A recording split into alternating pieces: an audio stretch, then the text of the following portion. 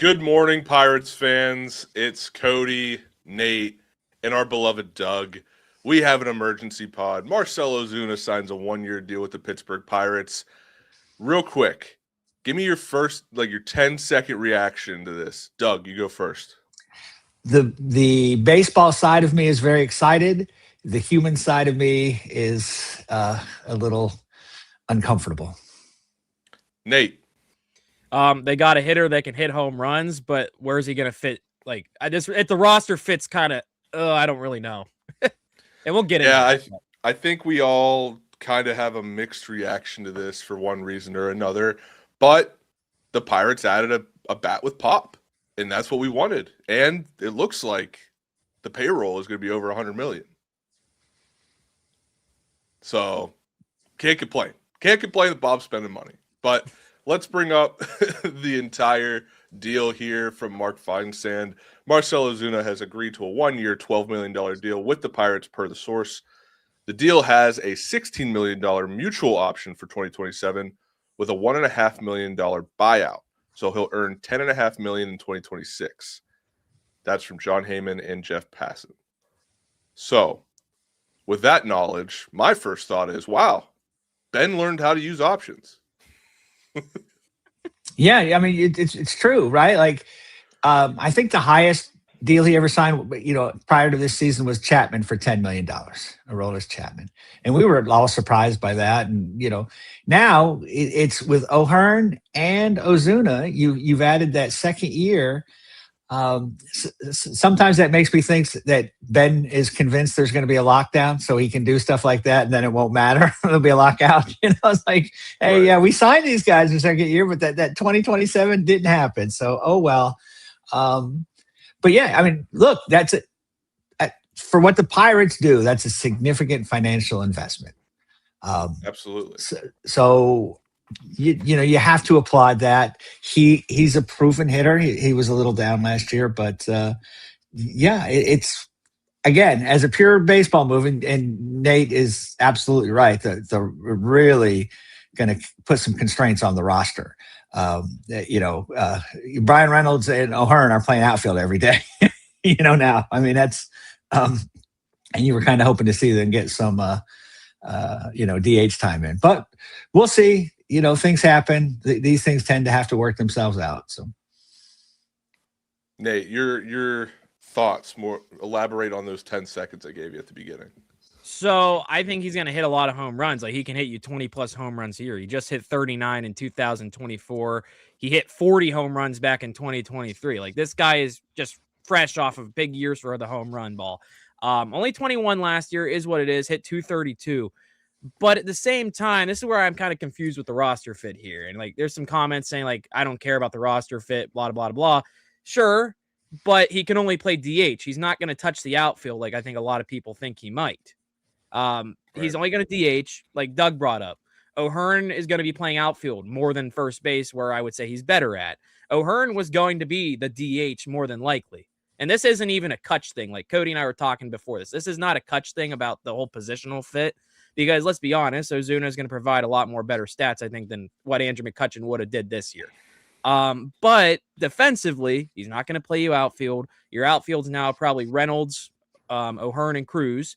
You brought up, Cody, before we started, even Brandon Lau might play some outfield at this point because Ozuna is not going to touch the outfield at all.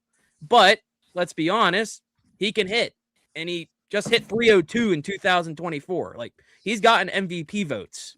I think he was a top 5 MVP finish that year. He had a 154 WRC plus just a year ago in 2024. He is still a decent hitter when it comes to Major League Baseball. Can he field, though? That's where it's I don't know about this. But I'm not mad. I'm not stoked. I'm just kind of it's a good signing. It is what it is. Yeah, I think that's where I have to look at this, is that, hey, Ben Cherington went out and got a guy with pop. He went out and got a guy that's a little more.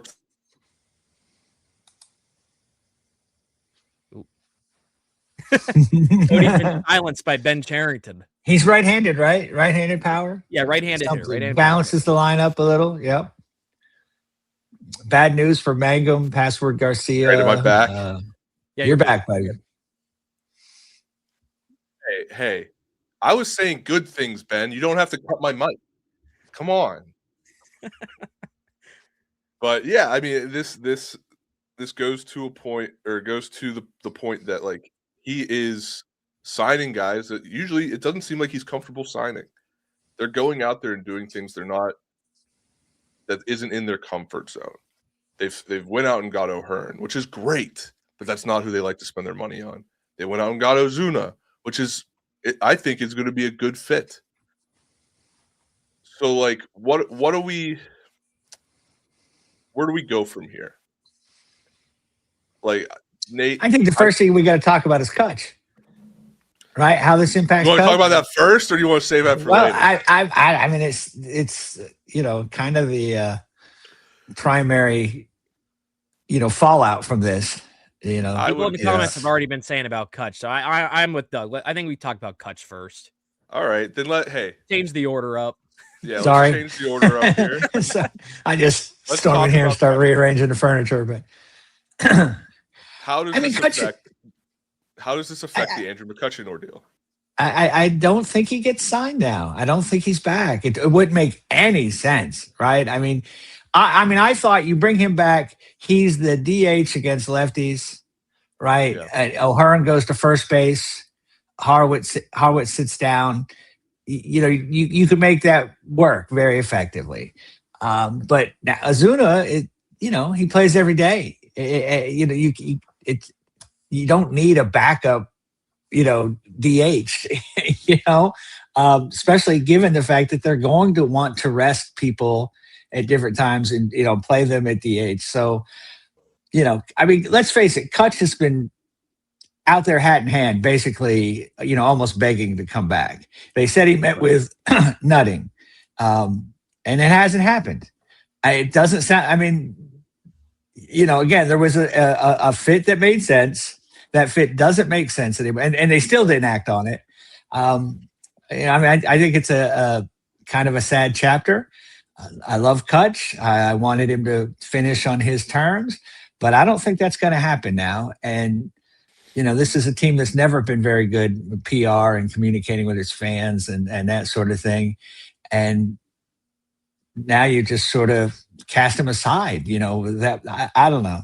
Yeah. And that's kind of what I thought of was the PR aspect. Like this, whether Ben Cherington's doing an awful job at his job or he's doing a great job at his job, it seems like it comes to he's still not appeasing the fan base.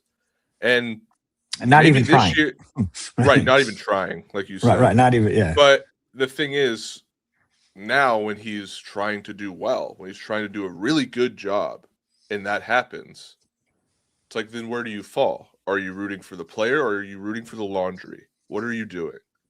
Are you rooting for the name on the chest or the player with it on his chest? So, like, that's where you got to separate this, right? Is what do you want? Do you want a World Series, or do you want your favorite player from the last 10, 15 years to be on this team and they don't even make the playoffs? You have to make that choice. Nate, what are your thoughts? I'm kind of with Doug on this one. Like, I would love to see McCutchen back on this team to ride it out for one final year. Because I honestly think if he were to come back to the Pirates, this is probably it. Like, when Tyler and I went to Pirates Fest, we both kind of got the vibes from Ben Cherington when he said, like, we want to make the team better from last year. Like, he never gave the consistent, like, he's coming back or we aren't bringing him back. I was telling you, Cody, before this, and I think, and in the Discord as well, my biggest thing with the Andrew McCutchen, like, saga right now, I don't like how they handled it at all. Right. I think you easily could have told him we aren't bringing you back at the start of the offseason. I think this would have made it a lot better for both sides. I think it would have made it better for Andrew McCutchen's side. Like, I have no sources with this team. Like, I'm not going to say anything like I don't think's true, but like, I think they could have told him so he can map out his personal offseason, because we all know, like, that's a guy Bob Nutting respects the heck out of. Like, he's the guy, like, he wanted back in Pittsburgh. Right. And if you respect them so much, you probably could have gave him that opportunity to go look elsewhere instead of making him wait around seemingly for, like, even Pirates fans too. Like, tell the fan base, like, their favorite player. Like let's be honest, like, I know you like Cutch. I know Jim likes Cutch. I know everyone loves Cutch. I think they could have, like, just let it out to the public. Let some of the writers know about it. Say like, hey, let's get this out there because they haven't been shy of getting reports out there. Let's be honest. The whole like Schwarber, they're in on him, getting his deal leaked out to the public. If they could have did that, like I think they could have at least told the public, told even like I said, tell Cutch, don't make him wait, don't let him lose out on his offers this offseason. Because like, let's be honest, there's definitely teams out there that could use an Andrew McCutchen, put him on the bench or whatever. Like when I'm looking at the Pirates bench, like I don't really see where he fits. Like honestly, like Doug brings up the DH thing, and like I have the like the whole image in my mind. Don Kelly showing up to the ballpark every day, spinning the Price is Right wheel to say who's my DH today, because like let's be honest, if Ozuna's your DH and O'Hearn or Spencer Horwitz need a day off, or you want to play one of those guys at DH when Ozuna needs a day off, Cutch still won't play. He's not going to play first base. He's not going to play third base. He's not. I would prefer him not to play DH over losing at bats over Horwitz or O'Hearn. Because let's be honest, Horwitz was the best hitter on the team last year. O'Hearn would have been one of the best hitters on the team last year. Ozuna would have been one of the best hitters on the team last year. Yeah. And that's where this offseason's look good. But like, I'm in the department with a bunch of fans as well. Like, I'm sad to see Cutch go. I'm happy to see the team get better though. But I just hate how this whole situation has been involved. Like, it feels like it's ended on a rough patch with all the tweets. Like, Cutch posted the video yesterday, and I took that as I'm not going to be a Pirate video. Like, he's looking at all his like stuff from the past. Yeah. The song was titled, I think it was like I'm Washed by NF or something like that, or Washed Up by NF. That gave me the vibes as the Pirates weren't going to bring him back. But who knows?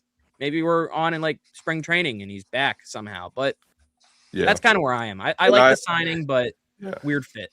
With that video, I agree. It kind of felt like he wasn't coming back, and almost like he didn't want to retire, but he's going to have to retire. Like, I don't know. It was a whole weird ordeal. But let's get back to why we're here and compare these two. Let's look at last season between Marcell Ozuna and Andrew McCutchen. It's pretty black and white here. Who was the better player? It's Marcell Ozuna. And like I said, I love Andrew McCutchen. I want him to be a Pirate. But at the end of the day, I root for the laundry. I root for the Pirates. I want the Pirates to play better. Oh yeah, I agree with that. Like, I do as well. You know, professional sports is a cold business, right? You have to move on from people. You have to move on from your all-time favorites. You know, I've been watching. I've watched a lot of guys I love go away. You know, and again, when you're a Pirate fan, it's worse because you know we hardly get somebody for 10 years anymore. It's 5 or 6, and then they move on. And we've had Cutch all this time, and he's been so great for the city, so great as a player. You couldn't ask for more for an athlete to represent your franchise than what Cutch has done for the Pirates. So it's tough. And again, this is one of those things. I mean, it seems like they never had any intention of bringing him back. So why didn't you just kind of get that out there? You know, that, you know, why did you know, he's, like I said, he's out there posting videos and, you know, subtweeting, you know, that sort of thing. And it's just, I don't know. I feel like the Pirates have, you know, handled this badly as they most often do in the Ben Cherington, because you know he's either an alien or a robot, but he's not a human. And my thought to that is, I think Ben Cherington went into this offseason saying, "I'm going to do my darndest to sign every possible bat that could help this lineup, that could help this pitching staff, and if that's not Andrew McCutchen, then that's my plan B." You know, and that's why he probably didn't have a conversation with Andrew McCutchen, because he didn't want Cutch to be like, well, if I'm plan B, why would I even want to come back? You know, sometimes the GM has to keep his plans tight to the vest. You know, that's just that's the business. You got to be tight to the vest whenever you're trying to sign guys, you're trying to make a plan for in the offseason for the next season. And I agree. On the outside, it doesn't look great. Like, we all wanted to see Andrew McCutchen come back. That doesn't look like it's going to happen. But look at what we added. This was Marcell Ozuna's 2025. He had 1.6 WAR. He had an OPS plus of 113. I mean, his OPS was great. I can't see it now because I think Doug is putting up comments. Or was that Nate? That was me. That was me. I like to, I'm voice of the people here, man. Come on. Doug is the people's voice. You look at these numbers, and it just seems like you got a better player. You got a better DH. Yeah, no. Look, in that vacuum of just pure baseball, it's hard to argue that you should choose, Andrew McCutchen over Marcell Ozuna. I mean, he's, Marcell Ozuna has been a more productive player over the past couple of years. It's again, I don't know, the best way. Like you're right. I mean, you don't come out and announce, hey, we're not bringing back Cutch. That because again, if these other signings don't work out, Ben Cherington has to be patient because we are the last place people would choose to go. So you can't just be like, oh, we're going to offer this guy money and he's going to sign. No problem, because all things being equal, Pittsburgh's not the place they're choosing. And that's because of Ben Cherington and Bob Nutting. Let's be very clear. It has nothing to do, no reflection on the city of Pittsburgh fan base or anything like that. But, Ben Cherington has made this a really bad team. He's tried to lose more years that he's been here than he tried to win. And so, yeah, it's you're right. He can't come out and just declare, I'm going to go get these guys, because that's not how it works, as we just saw with the Suarez thing, right. To a lesser extent, the Schwarber thing. So, I mean, again, as far as baseball is concerned, Ozuna is the better choice. We'll see how it works out. But I love Cutch, and I wish there was some way, I wish he could have taken a victory lap at the end of something, and I know that's not so easy. It's not always easy to work out. But it just, I don't know. It's a little depressing. And that the most, storied player of this century for sure. And, quite frankly, he's right up there as a Pirate Mount Rushmore guy, right? You got the three for sure. It's Hannes, Clemente, and Stargell. And then after that, there's not really a lot. It's, it's Parker, it's Cutch, it's, it's probably about it. Right? I get it. I get it, Doug. You're a little biased there. You want to put Parker in there, but I mean, I would say Andrew McCutchen beats him out a bit. Yeah, maybe. I was gonna say, but I wouldn't be mad if Cutch was, sculpted out there on that Mount Rushmore, not one bit, and no complaints. Maybe we just add a fifth head in there for you, Doug. There you go. Yeah. I want to add something here. If I'm not mistaken, the 1 year, $12 million for Ozuna, based off of Ben Cherington's 1 year hitter deals, this blows them out of the water, right? You would think. Yeah. Was the largest one Rowdy Tellez or Santana? Because it wasn't Cutch, I don't think. I mean, based off performance, I would assume Santana, but you can't assume anything. I know. I'm saying money-wise, I would assume because of the production we got. Too. But I was thinking about this before we hopped on. We've seen Rowdy Tellez and Tommy Pham be the latest. They come to the Pirates, immediately struggle, and take until June to get going. I don't think Ozuna's that type of hitter. I think he's going to be that 1 year deal hitter that goes from April to the end of the year, or until he's maybe not even a Pirate. If this team flops, he's trade bait. Let's be honest. If this doesn't flop, he's a big piece of this team, which easily is the biggest part of this signing. This brings power that we have not seen in a very long time. Someone at Pirates Fest brought up the Eugenio Suarez thing. Ben Cherington is not going to show his cards at Pirates Fest saying we're getting this guy, but he can hit as many home runs as Suarez can. He hit 40 in 2023, 39 in 2024. He has the pop, and it's right-handed power that people have been wanting. We got the left side with O'Hearn. You added Brandon Lau. That's cool. And then we were all we need a right-handed hitter. Marcell Ozuna, right-handed hitter. Right.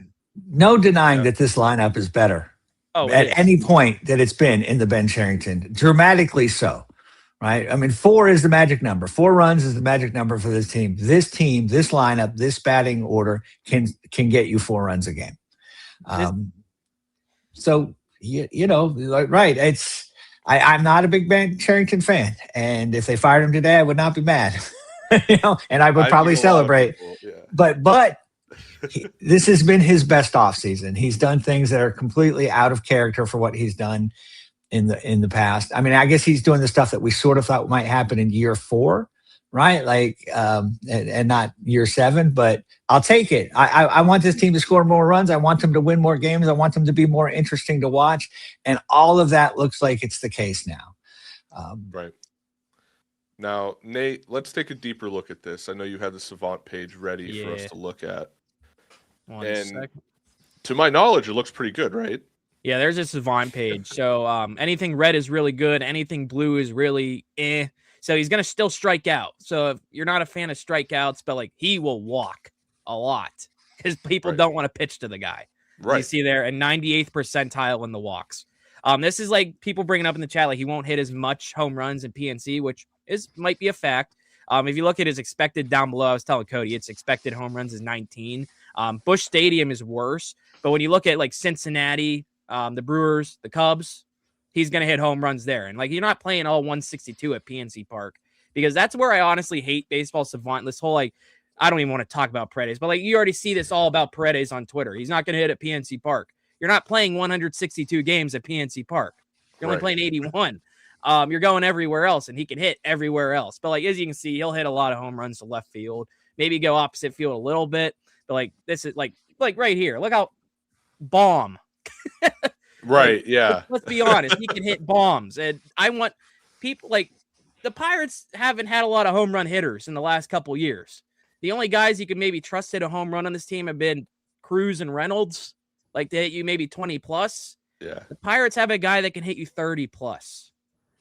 That's something we have not seen since, I think, Josh Bell did it. Or was it Pedro Alvarez? They got two guys. They got two guys now, right? Because Lau hit 31 last year. So, I mean, suddenly, right, a team that had nobody that was – I mean, I guess we have always hoped that O'Neal Cruz would hit 30 home runs, but he hasn't got close. I mean, he's low 20s every year. So, yeah, right. I mean, right, power. And we just have not had any kind of power. So, this year's – this offseason, these signings, they have added to that. Yeah, I love looking at the spray chart here. As Jim brings up, like, there's a very high probability he's the best hitter on this team. Right. And I love looking at the spray chart because, like, you pointed out the bomb. That's like in the general admission bleachers at PNC Park. You don't see people hit balls there. But that's where that is. And it's going to be awesome to watch. Like, this is I if I had to give this a grade right now, and I know I'm not the most baseball savvy guy on this pod. I just bring the vibes. I give this. Yes, you do. You are baseball savvy, but you definitely bring the vibes.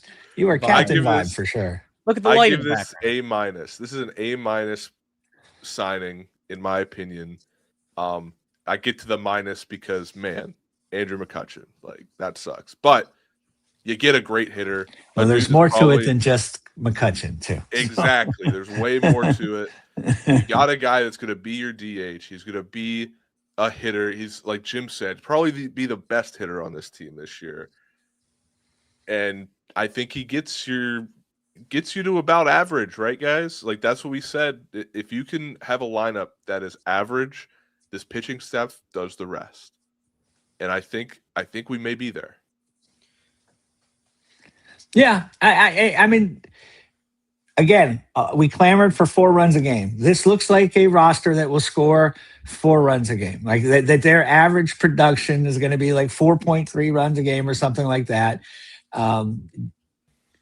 We know that, like, if Paul Skeens were to get 4 runs in every start of his major league career, he's something like 35-3. Or, Paul Skeens will produce. I think, again, this is the kind of stuff that maybe it takes pressure off Mitch Keller. Maybe it takes pressure off Bubba Chandler and Braxton Ashworth. It's like, okay, I can make a mistake, right? I can throw a strike and a guy can hit a solo home run, and it's okay. This doesn't mean I'm going to lose the game, which is what it often meant last year. So I hope. Yeah. And I do I hope. I do want to shout out Mountaineer4 here. He is a new member with us today. Thank you. He says 1 through 6. Oh, somebody changed it. 1 through 6. Uh, I'm not touching it. 1 through 6 of this lineup is dangerous, and that's a fact. Oh, yeah. And like you brought up, Nate, the walk rate. This is great protection for a guy like O'Neal Cruz. And he's projected in the lineup right ahead of O'Neal Cruz. Exactly. So like O'Neal Cruz has been putting in work both defensively and offensively this offseason. I don't want to say too much right now, but I think O'Neal Cruz breakout season. I'm feeling it. I hope so. He's got a lineup around him now.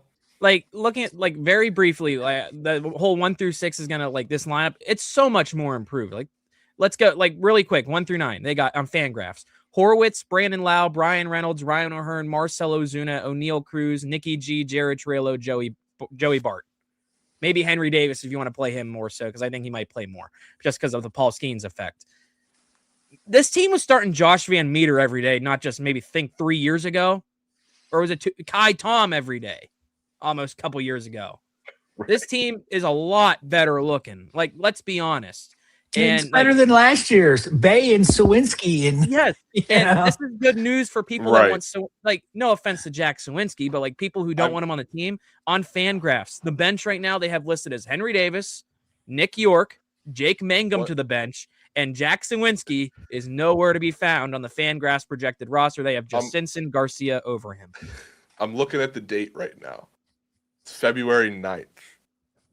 Remember, Jim, back in the beginning of the offseason, whenever they signed Sawinski to that, 1-year deal, whatever, to avoid arbitration, we can panic when Jack Sawinski is on this roster come February 1st. Well, we're 8 days late, but it looks like he may be off the roster. Man, I miss Greg Allen, as Henry Davis says. Oh, yeah, Greg Allen. Golly. But yeah, I mean, this improvement makes sure that those players that we've seen for years haven't made improvements are not going to be a significant part of this team, right? Yeah. And that's hopefully, right. Exactly. Yeah, it's going to be interesting. I'm intrigued. This is the most excited I have been for a Pirates team. And I know, Cody, you said an A-, right? Yeah. I'm giving this deal a B, just a B. I like the power potential. I like what he can do. He did not have the greatest year last year for Marcell Ozuna standards, but let's be honest, it was way better than anything the Pirates did last year, hitting wise.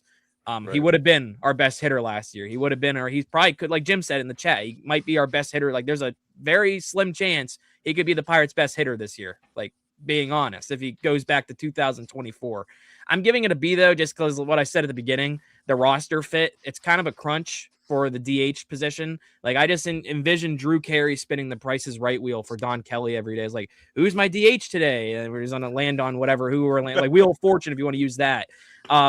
Like Horwitz, here's your DH options. Very quick. Horwitz could play DH. O'Hearn could play DH a day. Marcell Ozuna's the big one. Brian Reynolds, that's been something people wanted to see play DH because he's probably better at that than, let's be honest, defensively as an outfielder. Brandon Lau to preserve injury concerns. Maybe if you want to give O'Neal Cruz a DH too, like DH day. Like this team, anyone can play DH. I'm comfortable with, except maybe Nicky G, Jared Trello, and Joey Bart. Now that could be interesting, like getting everyone at bats. That's where it's kind of like, that's why kind of where I'm at with a B. But if Ozuna like goes back to 2024 with a 154 WRC plus, it's an A plus. Let's be honest. Like I can put the stuff like he's done in the past aside if he like balls out easily. Right. Yeah. As Steel City DW, one of our loyal listeners and watchers, says, he has been suspended before. To my knowledge, that was a driving while intoxicated. Domestic violence. Oh, domestic violence. It was kind of ugly. Yeah. And again, my grade as a baseball move, B plus, A minus, that's fine. As a human move, I understand that, like I said, the Pirates don't have all the options of being able to sign anybody as other teams do. But I just once, it'd be nice if they'd stand up and say, hey, we stand with women. We stand with the victims of domestic violence. And we're not going to, it's just, I believe in second chances. I, you know, as far as I know, he's gone through all the steps and done everything. He's obviously allowed to play. You know, I don't, but man, I wish we could do better. I wish we could do better. I wish that we would just say, you know what, this is where we're going to draw the line. You know, we all have women in our lives, right? We, you know, and we need to treat them with compassion and respect and care and consideration. And, you know, the Pirates Ben Cherington always seems to go get one. He wants to make sure there's somebody on the roster every year. Yeah. We got 2, Doug. Remember, we signed Mike Clevenger to a minor Clevenger, right. So yeah, it makes me uncomfortable. I'm sorry that I thought it was a DUI. I apologize for not knowing what it was. There's the infamous Ozuna from the Braves video, if you haven't seen that. But that's why I thought I should have done more research. I apologize. That's why I thought it was he got pulled over and said that. Yeah, Jim brings up he did also have the DUI. Oh, okay. Yeah, that's where that I was half, video. I was half right. Anyway, right. But yeah, I'm in no position to judge anybody, but you know, they always seem to sign these guys, and it sucks. And it's like you kind of got to just deal with it. Unfortunately, you would hope that the leagues would do more about it, because I look at this in the NFL too. It's why I've kind of fallen off on the NFL, because I feel there's way more cases of it there than in baseball. But like you said, Doug, you got to believe in second chances, because if you don't, I mean, right, you could do something wrong, and then nobody gives you a second chance. So. Right, absolutely. I believe, you know, that as a society, right, we need to give second chances. But I will say this brings my grade down to a B-. There you go. But anyway, Nate, you want to round us out with your final thoughts, and then we'll get out of here? Yeah, like I'm kind of with you guys. Like I'm all for the second chances. Like where Jim brought up in the chat too. Like, it just seems like the Pirates always get these types of guys we've seen in the past that have had some issues, like Domingo Germán, Ji-Hwan Bae. Yeah. I just saw one in the comments, like every stage of the beard growth in this episode. I know, right? But yeah, like I'm 50-50 on it. The roster fit irks me kind of like, where's he? Like he's the DH, but like, what's that do for everyone else? Like, we're going to be playing people in positions that might not be their strength, aka Ryan O'Hearn, maybe an outfield, maybe Brandon Lau in the outfield as well. The off the field stuff irks me the wrong way as well. But like all for the second chances, like you guys said, it's interesting to see like how Ben Cherington always gets these guys. Like I was joking with like Cody, like got to meet his quota every year with like guys with past criminal records. Like every year he gets at least one, like Domingo Germán, Ji-Hwan Bae, like I brought up Marcell Ozuna this year, Mike Clevenger. But at the same time, all for the second chances. If they suck, get him off the team. If he does good, like I can forgive it personally. But like there's people like I understand, like people like won't be able to forgive it. And that's completely understandable. Like it's wherever you as a fan. I'm not going to sit here. I'm not going to tell you how to. I'm not going to tell like Doug or whatever say you can't think that way. I got them to tell Cody you can't think that way. I'm not going to tell people in the chat you're wrong. But it's like I don't want to be hypocritical, right? Because I am going to on our post game shows, I will celebrate his achievements. You know, you know what I'm saying? I am rooting for his success. You know, but man, it sure would be nice to have a roster of all Boy Scouts, choir boys that could play, you know, sometimes too. So, and I'll just say this before we go, Cody. At the end of the day, they made the Pirates a better team, a better hitting team. I'll say that hitting wise, maybe not fielding wise, hitting wise, that it's a better team overall. I was already under the assumption, like when I was looking at this team, maybe like an 80, 81 win team, maybe 79 wins. I think they're a little maybe 500 or 82, 83 wins now. But is that enough to get them to the wild card? And guys will cover that later. But is that enough? We'll be talking about that all season. Yep. Right. And this brings up my win total also. I personally I had them before this at about 80 wins. Not too much improved, but just improved a little bit, but not enough to make playoffs. This changes my mind a little bit. It's changed my mind. I got to mull over it, see how I feel, look into it a bit. But anyway, I think we're going to get out of here. That's the news. That's the emergency pod. Right. As Jim O'Neal said, go check out this morning's Bucko Brew. They did a great job. Jim was on fire this morning. I woke up too late to watch. I still got to watch it. I was sleeping when I woke up. Next. Nate and I both woke up to, we need to do an emergency pod for Marcell Ozuna. And I was like, laying in bed. I was like, I got to get up, I guess. I'm like, okay. Oh, do you need me? Yeah, I've been up since anyway, 5. But oh well. That's the news. Marcell Ozuna signs a 1-year deal with the Pittsburgh Pirates. I'm Cody. That's Nate. That's Doug. I almost called Nate Neil. I apologize, but I did that in the group chat this morning also because I was tired. You got a theme. There's a theme going. All right. Thanks, guys. Love you. Thank you, guys. Thank you guys for joining us, and we'll be talking about this all week. Have a good one. See you guys later. All right, that wraps up this episode of North Shore 9. Thanks so much for tuning in. Whether you're listening on the podcast or catching us on YouTube, if you enjoyed the show, please give this video a thumbs up and don't forget to hit that subscribe button if you haven't already. It really helps us grow. And if you're listening on the podcast, a quick review goes a long way in helping others find the show. Plus, be sure to tell a friend about us. There's always room for more here in the NS9 community. And for those looking to support us a little more, consider joining our Patreon, become an MVP member, and get exclusive perks while helping us continue to bring you more of the Pirates content you love. Thanks again for all your support, and let's go Bucks.